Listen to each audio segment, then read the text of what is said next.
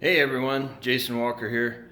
Just want to do a quick blurb on the importance of eating healthy and the cost of eating. And you may be wondering why I'm doing this and how this affects real estate. Surprisingly, it does.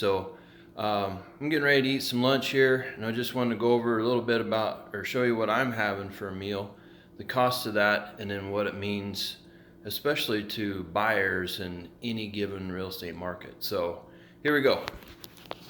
So this is my lunch today. Got a little ham there, orange, strawberries, cabbage, radishes.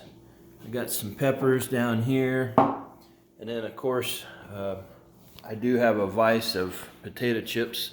So I'm not totally great like some of the health nuts out there. But what most of you don't know is I have food sensitivities or food allergies, so I've got to be really cognitive of what I eat and consume.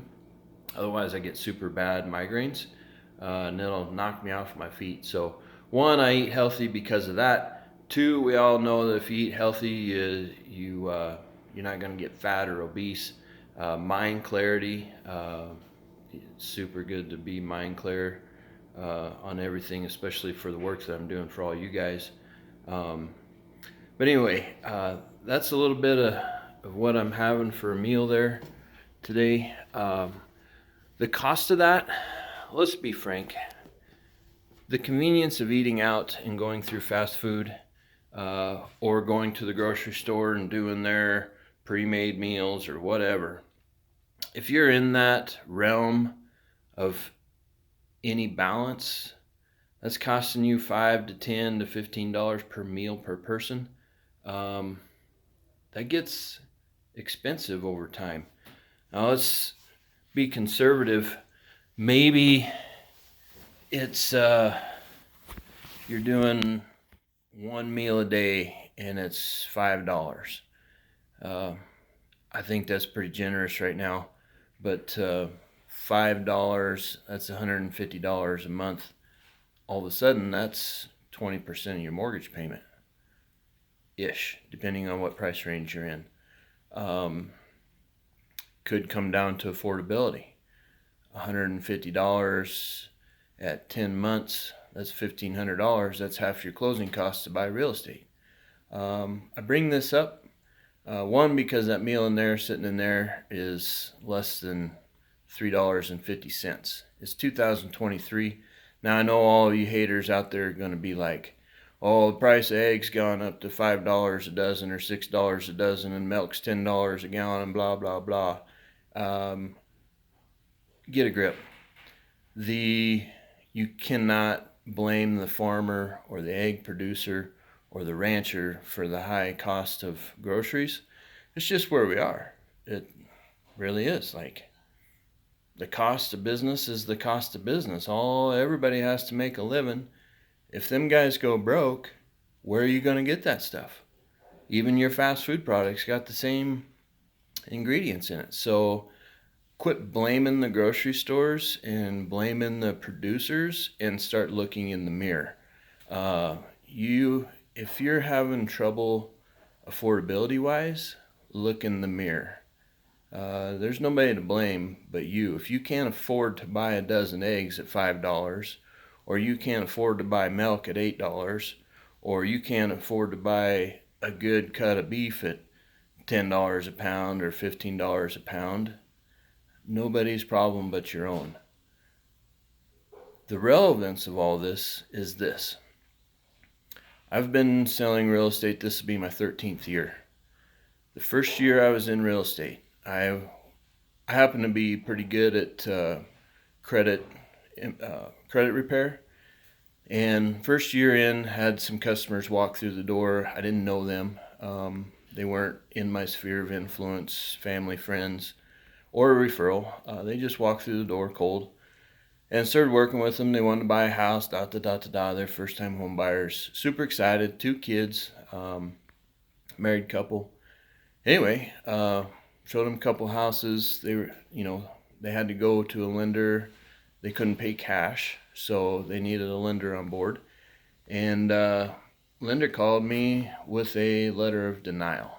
And I was like, whoa, like I talked to these guys and asked them what their gross income was per year in the household, and it was phenomenal. Like it was six figures. It took me by surprise. Like somebody making six figures a year should be able to afford to buy something, any house. So anyway, I called them back in, dove into their budget a little bit, said, hey, we can do some repair work, look at budgeting items a little bit, see where you're going wrong. And here's what it boiled down to. The wife was a stay-at-home wife, 2 kids. Husband was the gravy train. He worked his tail off. And as I said, brought in over 6 figures a year. As I kind of went through the grind with them and chipped away at their life, I found out that they ate out 3 meals a day.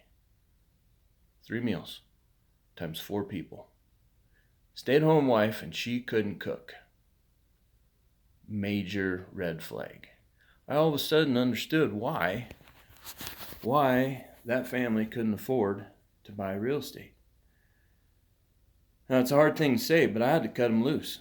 I can't do business with you unless you're willing to correct what's going wrong in your life. So I asked him, I was like, you know, if we spend a couple months budgeting and you spend a couple months cooking at home and you see the gratification of this financially and see your pocketbook grow, would you be willing to do that? And then we start shopping for houses then. And they both told me no. To date, I've never sold them a house. Super sad story. I was reminded of this story again the other day. A couple weeks ago, had a buyer walk through the door. This one was a referral. Again, I don't know what this buyers make per household because the husband and wife both work, but their lender had them pre-qualified for a certain amount of money. And we're going through and actually found them a house, going under contract. Well, first of all, doing their offer, and asked them about earnest money. You know, how much are you willing to pledge as earnest money to guarantee you're going to follow through on your end of the deal? And we had that conversation, what it meant, and pretty soon they're like, well, we can only do $500. Really? You're buying almost a $300,000 house and you can only come up with $500? Well, you know, we got 2 kids, and in the mornings, the husband, he said he got the kids ready to go to daycare, preschool, or whatever. And then after that, he'd stop by the Conoco and get his breakfast. Okay. How much are you spending there every day? And he was honest, like totally honest. And he knew where the problem was, and was truthful about the whole thing. Wasn't sugarcoating it or hiding it. He knew that he's spending between $8 to $12 a day. So average out at 10, call that 20 to 25 days a month. Well, golly, there's a couple $100 right there. Been doing this for years. So anyway, the comments were, if we can get this house bought, they're going to have to readjust their life and readjust their mentality and start eating more breakfast at home. On a positive note, that deal's going to go through. Everything's looking bright and shiny. The lender's comfortable. We're providing some coaching to that family. It's a young family. They're in their 20s. They got 2 kids. Super awesome people. They were referred to us for a reason. But anyway, it's just one of those things. Like, do all your actions mean something to me as your professional? And the answer is yes. It doesn't matter if it's $2 or $3 a day difference in what you're doing every day to $200 or $300 decisions, or $2,000 or $3,000 decisions, or $200,000 or $300,000 decisions. Like, it all makes a difference to us working for you. So I wanted to do this video for you, kind of explain how your actions, no matter how minuscule it is, if it's you got a vice and you go through the drive up and get coffee every day, maybe you should make it at home. I don't care if you drink that much coffee or you got to have that much flavoring. I just care how it affects your bottom line. I want you to be financially successful in the future, because the more successful you are, the more successful I am. And the more successful our local community is. Like, all this is tied together. And every decision you make has a bearing on all that. Has a bearing on the state and national economies to some degree. Um, anyway, I just wanted to share that with you, because we have those conversations in our offices every day. Kenny and I do, and I think it's important that you sit back and think about whatever it is that you do, where you're spending your money, how you spend it. Can you shave a little? What's it mean? Does it affect your quality of life? And everybody's decisions are a little different. We respect that.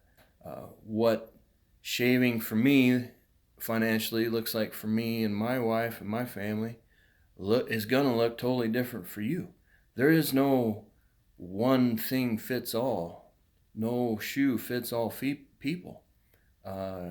You and your family have to figure that out for yourself and stick to a plan. Make the plan, stick to it, and execute it every day, every hour, every minute. So anyway, leave some comments below, subscribe, ring the bell so that you get more notifications. We're going to focus on getting out more video content to everybody. So leave some comments, whatever. Glad to answer questions. Call us, Kenny and I, if you got concerns or if you need a third party to help you with budgeting. We're more than happy to spend the time with you, because like I said, our success is a direct derivative of your success. So we're here for our customers, and don't want you to think the door's closed, even if you're not shopping, buying or selling real estate at the current moment. Thank you.